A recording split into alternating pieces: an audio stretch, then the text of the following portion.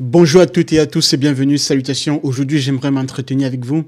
Il y a un sérieux problème quand il s'agit de parler de la communauté noire parce que je n'arrive pas à comprendre qu'en 2026, concernant la question du racisme, on est toujours réduit à proposer comme seule solution le fait d'aller marcher, le fait de proposer des mobilisations le samedi ou le week-end de manière générale. Et moi, j'en ai marre en tout cas. C'est ce dont j'aimerais évoquer ici avec vous en de très très petites phrases pour vous dire en fait que je ne sais pas ce qui se passe réellement dans la tête d'un bon nombre d'afro-descendants, quelle que soit déjà la génération, mais d'autant plus, on va dire, les récentes générations, parce que il y a quand même du travail qui a été fait d'un point de vue historique par des anciens, mais force est de constater que ce travail-là, aujourd'hui, peine à être véritablement, à être appliqué par l'ensemble d'un bon nombre d'afro-descendants, et ce partout dans le monde entier. Je vous donne la raison très simple, c'est que, vous voyez, avec la récente élection du maire Bali Bagayoko à Seine-Saint-Denis et Pierrefitte, sur sa couleur de peau, ça c'est un fait. Le sous-entendu était beaucoup plus qu'un sous-entendu. Mais c'est pas ce qui me dérange en fait. Moi, honnêtement, hein, bien sûr, je suis afro-descendant, je suis noir, d'accord, et je suis africain d'autant plus. Et ça me gêne de savoir que la plupart de mes semblables, d'un bon nombre de personnes comme moi, évidemment, qui subissent du racisme ou bien qui ont subi du racisme dans leur vie, se sentent piégés par des propositions qui, pour moi, ne sont pas réellement des propositions. Des propositions, j'entends par là le fait d'aller marcher le week-end pour dire oui, je suis attaqué au quotidien, ou je subis du racisme, ou je ne suis pas aimé, j'aimerais que quelque part tu m'aimes, parce que le message au final c'est ça en fait. Parce que quand il s'agit de traduire cela dans des faits, dans des actions, je ne vois rien du tout qui est réellement convertible, qui a été vraiment compris et mis en action. Alors, donc, je ne suis pas pour des marches en 2026, d'accord? Parce que le passé, des marches, on en a déjà fait. Et des solutions, surtout, d'autant plus, ont déjà été proposées. Si vous avez lu, ou bien pris conscience en tout cas, parce que des fois, ça aussi, je vais y revenir sur cette question-là. Il y a la question de l'éducation. S'il faut parler maintenant des solutions véritables, alors, excusez-moi, il faut parler de l'éducation en priorité. L'éducation, je pense que, sans offenser un certain nombre de personnes, et j'en ai rien à foutre de toute façon, cette communauté noire afrodescendante n'est pas éduquée. Voilà, c'est ça, c'est net. N'est pas éduquée, n'est pas réellement consciente. Alors, quand on dit n'est pas éduquée, n'est pas réellement consciente, c'est-à-dire qu'il ne suffit pas de savoir que, évidemment que d'un point de vue économique, il faut peser, que d'un point de vue politique, il faut peser, mais il faut intégrer cela. D'accord? Ça ne suffit pas simplement le fait d'être au courant. Parce que beaucoup vont dire, oui, mais je sais ce dont tu parles. Non, tu ne sais pas en fait. Tu as juste entendu, c'est tout. Mais la prise de conscience, la prise de ce qui fait réellement que tu vas te mettre en action tous les jours pour exécuter ce que je suis en train de dire, ou bien ce que tu penses avoir compris, c'est ça qui va réellement être impactant pour ton quotidien et qui va réellement faire que les choses vont changer. C'est ça l'information. Et dans la communauté noire afrodescendante, partout où elle se trouve, hein, vous prenez le cas même des Antilles, aux Antilles par exemple, prenons le cas très simple par exemple des Antilles. On nous parle évidemment, quasiment tous les 10 ans, il y a des manifestations contre la vie chère, etc. D'accord? C'est devenu cyclique, c'est devenu périodique. Bien sûr, on connaît le contexte historique, etc., qui revient toujours. Mais d'un autre côté, aux Antilles, il y a déjà des personnes qui ont proposé des solutions. D'accord? Il y a déjà je ne vais pas citer des noms, mais vous voyez bien, très bien, d'accord, pour celles et ceux qui suivent la situation aux Antilles, et qui ont suivi en tout cas les manifestations aux Antilles depuis des années, d'accord. Simplement, la masse, une certaine masse, à un moment donné, ne suit pas le combat. Ne suit pas le combat, c'est-à-dire n'est pas concentré jusqu'au bout. Et ça, c'est vraiment un véritable fléau dans la communauté noire. Il y en a beaucoup, en fait, qui sont dans du divertissement. La plupart des gens, même qui vont faire des marches, en fait, c'est juste pour prendre des photos avec le téléphone, le iPhone, mettre sur des réseaux sociaux, sur Instagram, TikTok, etc., pour dire oui, j'étais à la marche, etc., contre le racisme. Parce que c'est devenu aussi une tendance de dire, voilà, je suis contre le racisme, en fait. Le mot est devenu tellement galvaudé que cela ne signifie plus réellement, en termes de poids historique, de poids politique, de faits humains, sur l'être, sur la personne humaine, que dans la communauté noire, vous avez beaucoup de personnes, en fait, même des leaders, souvent, quand on regarde parfois certains groupes politiques, culturels, qui essayent comme ça aussi de faire de l'argent derrière des slogans du panafricanisme, de la lutte contre le racisme, etc. Alors que derrière, véritablement, le travail n'est pas fait. Bon, je n'en veux pas vraiment à celles et ceux qui essayent de s'en sortir, ou bien de celles et ceux vraiment qui ont compris mon message, mais qui trahissent la cause quelque part, d'accord? Ceux-là, moi, je ne parle pas à eux, en fait. Parce que je sais très bien qu'ils ont compris le message, mais de l'autre côté, comme ils ont tellement très bien compris le message, donc, ils préfèrent prendre la chose dans le sens inverse pour masquer à la masse les véritables actions et ce qui devrait être appliqué. Par contre, là où j'insiste aujourd'hui ici, c'est surtout sur cette masse, en fait, quasiment mal éduquée, quelque part, uniforme, et encore en grande quantité, qui n'a pas réellement conscience de ce qui se passe parce qu'elle est trop stupide, trop bête, d'accord? Oui, effectivement. Et trop distraite d'ailleurs, pour ne pas se rendre compte de ce qui se passe réellement. Donc, non, moi, c'est mon slogan en tout cas, hein, depuis quelques années déjà, je ne veux plus au marche contre le racisme ou contre je sais pas quoi, ça ne sert à rien.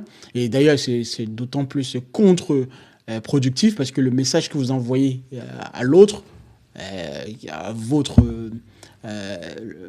personne dont vous considérez que cette personne, bon, aux blancs hein, et aux personnes des autres communautés, mais surtout aux blancs prioritairement, parce que c'est ça qui est envoyé comme message en disant je souhaite être accepté et je souhaite intégrer ton système.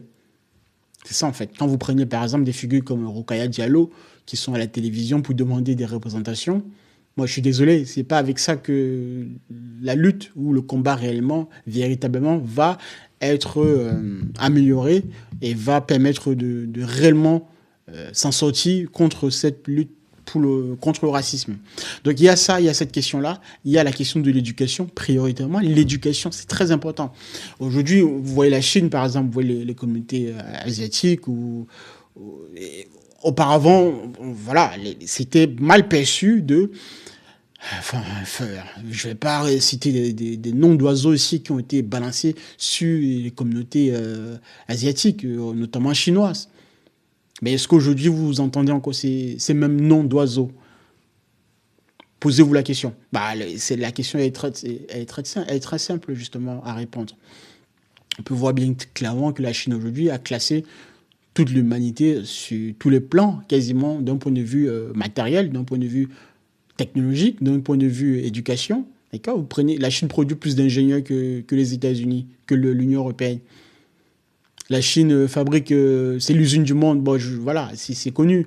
La Chine est en avance sur les nouvelles technologies, sur l'IA, sur les data centers, sur la production des chaînes d'industrie, sur des nouveaux procédés, sur des brevets. Bon, maintenant, essayons de translater ça au sein de la communauté noire. Vous avez toute la vie pour... Vous avez 10 ans pour y répondre. Vous voyez? C'est comme ça que le respect va venir et que naturellement, je précise bien naturellement, le respect va s'imposer de soi-même. Ce n'est pas en allant marcher, en criant non contre le racisme, je précise bien aujourd'hui, en 2026, que les choses vont véritablement avancer, sachant que, je le précise bien, par le passé, ces luttes-là ont déjà été menées par des anciens. Et il y en a eu beaucoup euh, d'intellectuels qui ont écrit sur la question. Donc, si vous estimez, en tant qu'afro-descendant, que vous êtes réellement touché par le racisme au quotidien, je vous ordonne d'aller lire, d'accord, d'aller vous instruire, d'aller apprendre un métier, une compétence qui va avoir une valeur ajoutée sur le terrain, sur le plan économique. Vous allez peser au quotidien sur l'économie. Vous allez être beaucoup plus autonome qu'aujourd'hui. Et ben, même la question, évidemment, quand on parle de racisme, ce n'est pas, je le sais, hein, effectivement, ce n'est pas qu'une question contre le fait d'avoir beaucoup d'argent, parce que des riches noirs subissent du racisme, mais c'est d'abord une question d'estime de soi. D'accord? L'estime de soi. Ça, cette estime de soi-là, vous pouvez, je suis désolé, le travail a déjà été fait, comme je le disais une fois. Donc, allez lire, allez comprendre les œuvres des personnes qui ont écrit sur la question, véritablement. Sur comment gagner en confiance, sur comment s'estimer, comment comprendre son histoire. Vous allez, comme ça, petit à petit, démêler toute, entre guillemets, la fausse histoire qui a été balancée sur vos ancêtres ou sur votre histoire, parce que évidemment le but a été quelque part de vous rendre comme étant des êtres inférieurs avec des théories d'Atu Gobineau, etc.